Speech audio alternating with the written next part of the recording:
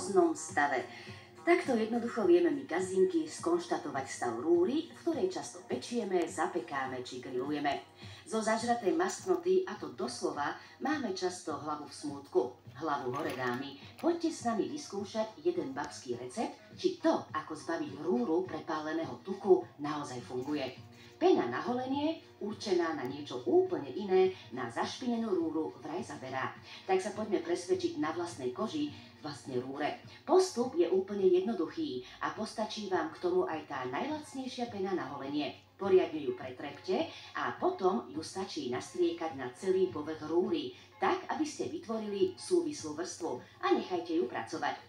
Použiť pritom môžete buď vlastnú ruku alebo húbku. Penu nechajte v rúre robiť si svoju prácu minimálne 20 minút. Po uplynutí tejto doby potom len zoberte do ruky húbku, ktorú ste mierne navlhčili vodou.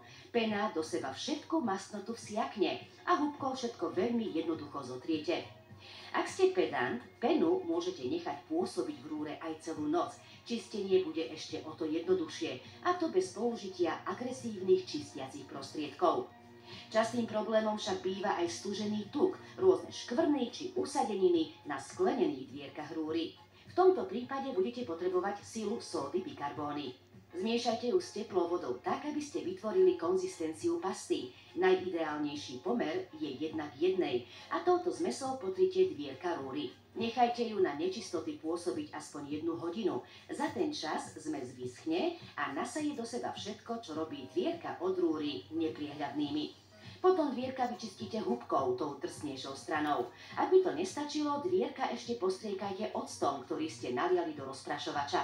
Ten zareaguje so zvyškami sódy a všetky nečistoty sa stratia. A pozrite, funguje to.